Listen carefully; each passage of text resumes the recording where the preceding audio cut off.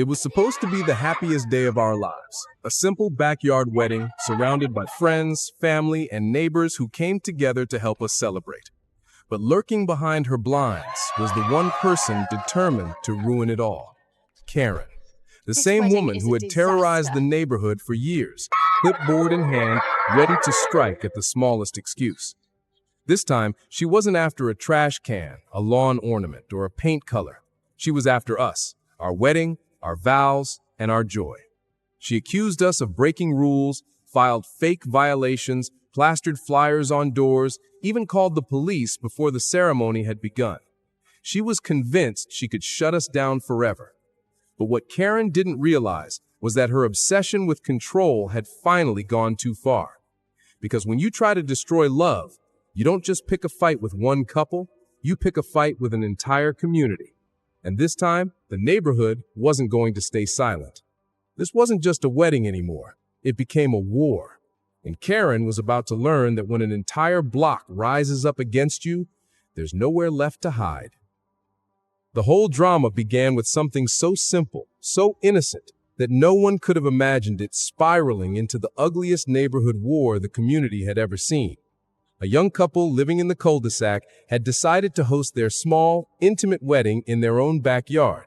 No fancy venue, no extravagant production, just close friends, family, string lights, and the sweet sentiment of tying the knot right at home. Neighbors were excited and even offered to help, some lending chairs, others putting together flowers, and children giggling as they watched preparations unfold. A backyard wedding was charming, wholesome, and harmless. That is, unless you asked Karen. Karen, self-proclaimed queen of the HOA and destroyer of joy, immediately deemed the wedding in violation of the rules. According to her, events on private property with more than 10 guests counted as banned public gatherings. To her, the idea of laughter, music, and cars parked on the street for even a few hours was an attack on her curated vision of a lifeless, controlled neighborhood. She didn't see love or celebration or community. She saw a new battle to insert herself into. What no one realized then was that her attempt to silence two people on their happiest day would set off a chain reaction no one could stop. Because when you try to destroy love, you don't just pick a fight with one couple, you pick a fight with an entire community. And this time, the neighborhood wasn't going to stay silent. This wasn't just a wedding anymore. It became a war. And Karen was about to learn that when an entire block rises up against you, there's nowhere left to hide. From the very moment the chairs, fairy lights, and flower garlands began appearing in the backyard, Karen's pulse quickened with what she believed was righteous fury. She spent the first few days circling her cul-de-sac like a hawk, jotting notes on her ever-present clipboard, peeking from behind her blinds with binocular-style intensity, and muttering about violations and rules being broken. She watched as relatives carried trays, as cousins hung lanterns along hedges, and as neighbors volunteered to help with table settings and borrowed decorations. To Karen, it wasn't a wedding. It was a siege against the order she had spent years fabricating out of paper rules and hollow authority. By midweek, she stormed into the HOA office, demanding immediate fines and sanctions. Her argument? A private wedding in a backyard qualified as a prohibited commercial event. And the extra cars that would line the street would be a severe safety hazard. The absurdity of the claims didn't matter to Karen. She moved with the conviction of someone whose throne was being threatened. The HOA board, already weary of her endless complaints, quietly nodded, but their lack of urgency only inflamed her further. When she realized the board might not shut it down instantly for her, she took matters into her own hands. Karen began a campaign of sabotage. First, she slipped passive-aggressive flyers into every mailbox, declaring the wedding an illegal gathering and warning residents that participation could result in fines. Then, she called the local city office to report noise permit violations before the wedding had even happened.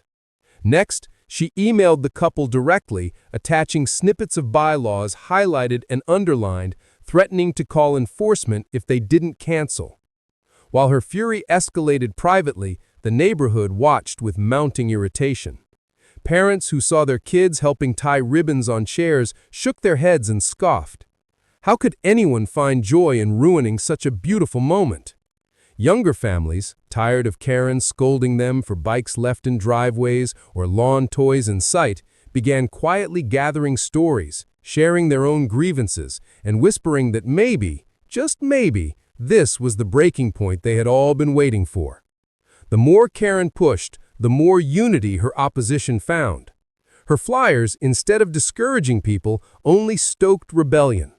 Neighbors began volunteering extra food, promising to bring music equipment, signing themselves up to help make the event even bigger. It wasn't just a backyard wedding anymore. It was becoming a symbol of defiance against her suffocating rule. In her obsession, Karen escalated to threats of calling the police, timing how long delivery trucks parked by the house, and even sneaking onto sidewalks at night, shining a flashlight towards the backyard as if documenting evidence for a trial that existed only in her head. She thought she was intimidating, but in truth, every move only made the couple stronger because now they weren't standing alone. By trying to crush one pair of newlyweds, she had unintentionally provoked an entire neighborhood into standing shoulder to shoulder against her. Preparations carried on, louder and brighter, deliberately in plain view. And Karen? She sat fuming behind her window, scribbling furiously, completely unaware that what she believed to be her dominance was already slipping. The war she started wasn't isolating the couple, it was uniting an army against her. And when the actual day arrived, the showdown she dreamed of controlling would spiral far beyond anything she had prepared for. The morning of the wedding arrived with the kind of stillness that always comes before a storm. The backyard had been carefully transformed, lined with chairs, fairy lights strung high, flowers blooming across every corner, and a small arch standing ready for the ceremony. From the moment the sun rose, neighbors moved like an efficient team, dropping off pastries, arranging tables, running errands. It felt less like one couple's wedding and more like the entire block's shared celebration. Everyone, that is, except Karen. While laughter trickled down the street, she was already plotting her explosion, pacing inside her living room with the phone in one hand and her clipboard in the other, believing herself the last line of defense against chaos. Dressed formally as though preparing for battle, she had orchestrated an arsenal of moves she was sure would bring the ceremony to its knees.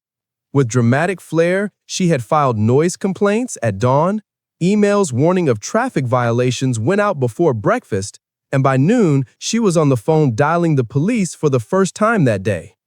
By the time guests began arriving, the signs of her sabotage were everywhere.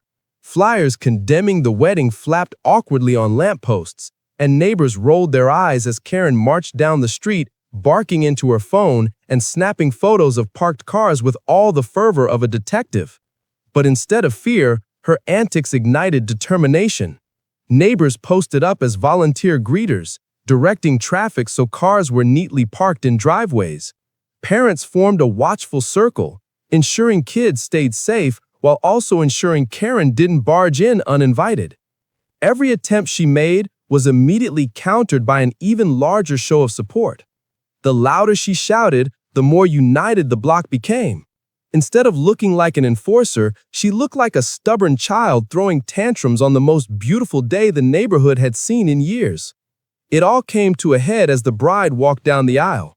Just as music floated into the air, Karen stormed toward the backyard, waving her clipboard like a weapon, demanding attention. Security cameras caught the moment with striking clarity. The intrusion that should have been her so-called victory was about to immortalize her downfall. As she shouted about HOA regulations and threatened to shut everything down immediately, dozens of neighbors stepped between her and the ceremony, shoulders squared, voices steady, telling her that today wasn't hers to claim. For the first time, Karen stood alone, her grievances bouncing uselessly off the solidarity of people who once trembled at the sight of her. Behind them, the wedding carried on, vows spoken over the low rumble of Karen's collapsing authority. What she had intended to destroy had instead turned into a moment of defiance, a display that the neighborhood would not bend to her any longer. And while Karen withdrew that evening, her face twisted in humiliation and rage, she had no idea that her problems had only just begun. The days following the chaotic HOA meeting were unlike anything the neighborhood had ever witnessed. Word spread fast, not just about Karen's outrageous attempt to punish a wedding, but about the wave of testimonies from residents she had spent years tormenting. Something had shifted. The fear she once spread had evaporated, replaced with a quiet but fierce energy of people finally demanding accountability. The HOA board, rattled by the backlash and tired of having their own reputation dragged down by Karen's behavior, did something that Karen had never imagined. They turned their gaze on her. For years, she had built her kingdom on pointing fingers outward, confident no one would dare look inward at her own habits. But now files were being pulled, photos compared, dues cross-checked, her record peeled back like the first layer of rot under a seemingly polished surface. And what they found was damning. Karen had fined others relentlessly for bins left out overnight, yet images began circulating of her own overflowing trash cans sitting on the curb for days. She had lectured about uniform paint colors, yet her backyard shed stood glaring in an unapproved shade she had never filed paperwork for. She had tormented families over unregistered vehicles, but her own SUV had expired tabs last year, conveniently ignored. And worst of all, the very HOA dues she had threatened to hound others for, she had been months late on them multiple times, maneuvering her board position to erase reminders before the notices reached her mailbox.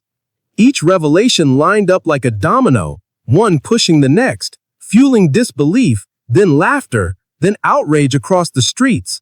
Here was a woman who claimed to be the guardian of rules, now drowning under her own hypocrisy.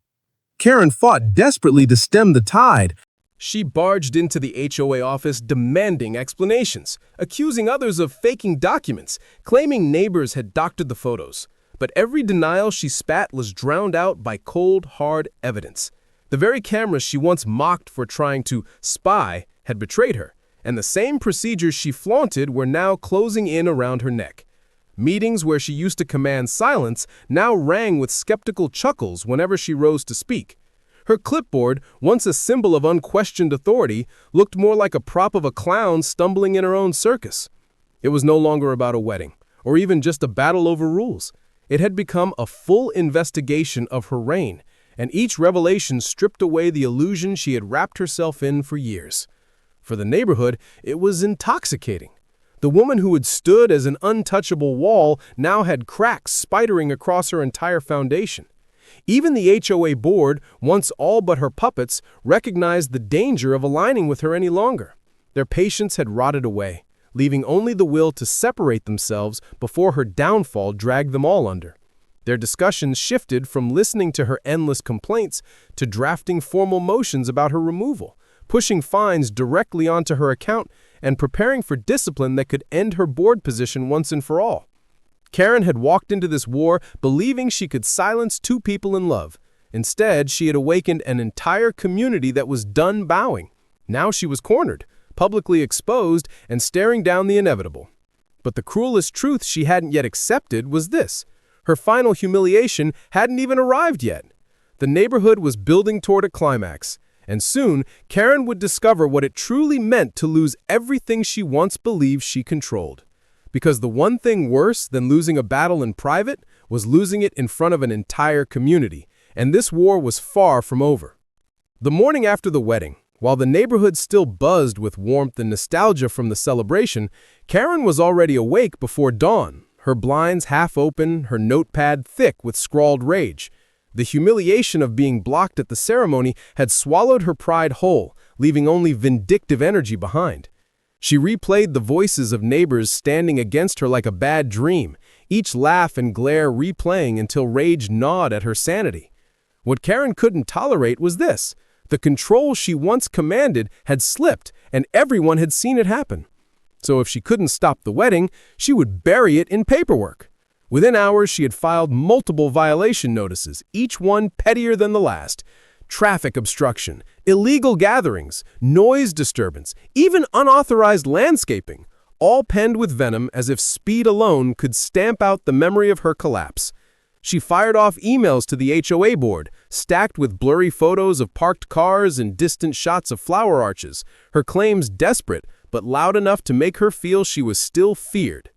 But what Karen didn't realize was that those very emails were being shared just as quickly as they were sent. Neighbors who once feared reminders in their mailboxes were now opening their phones and laughing at her frenzied ramblings. Screenshots of her complaints circulated in group chats, parents shaking their heads, teens mocking her official language, and residents scrawling sarcastic comments across her self-righteous minds.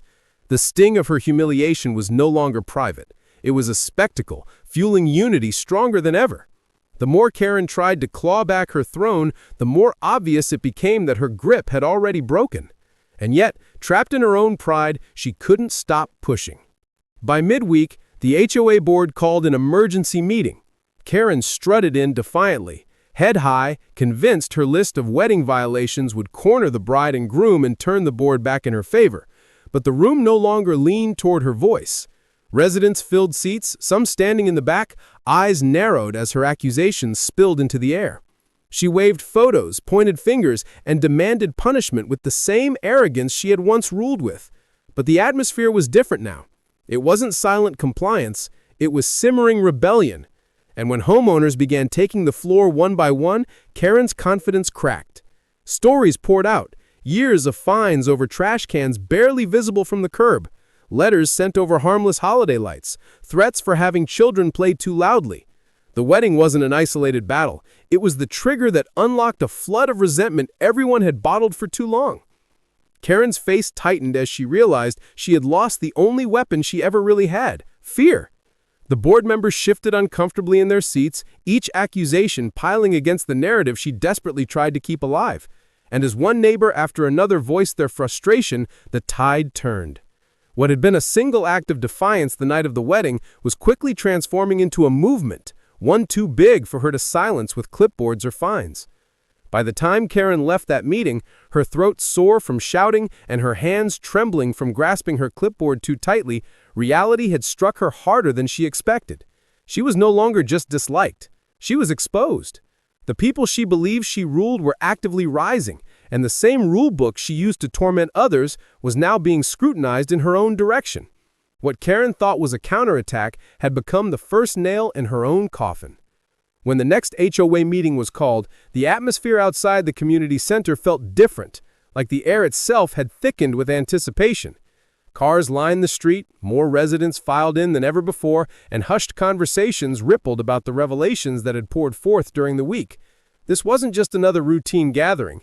It was the execution ground of Karen's reign.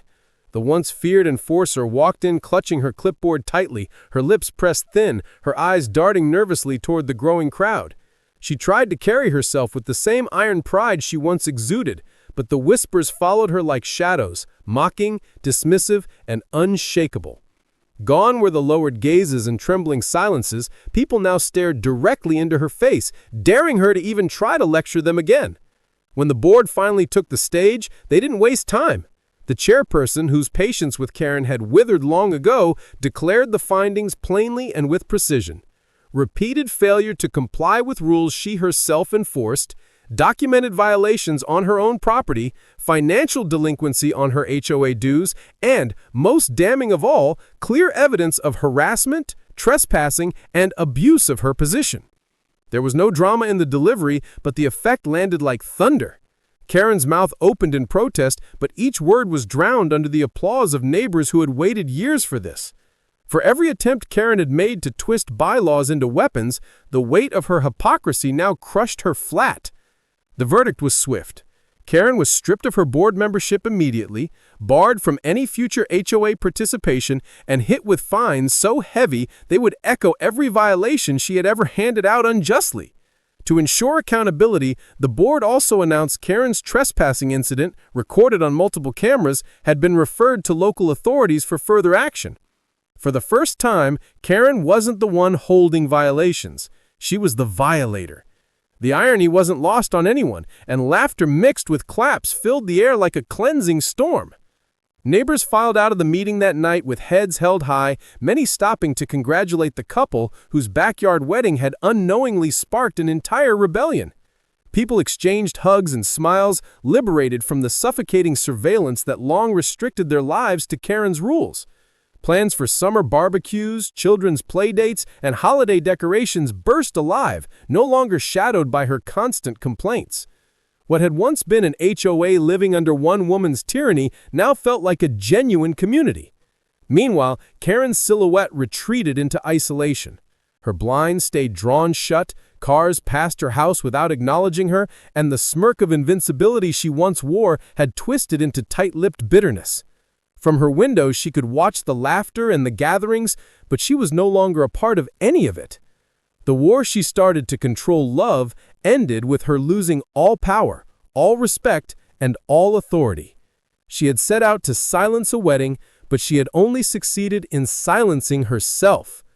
And so, the story became legend within the neighborhood, the whispered tale told at cookouts and over fences about the so-called Queen of Rules who trespassed into people's lives too far and lost her crown forever.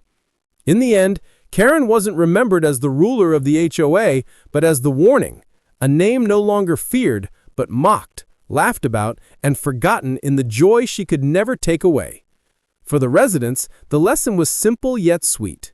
Unity always outlasts control, and love always wins against bitterness.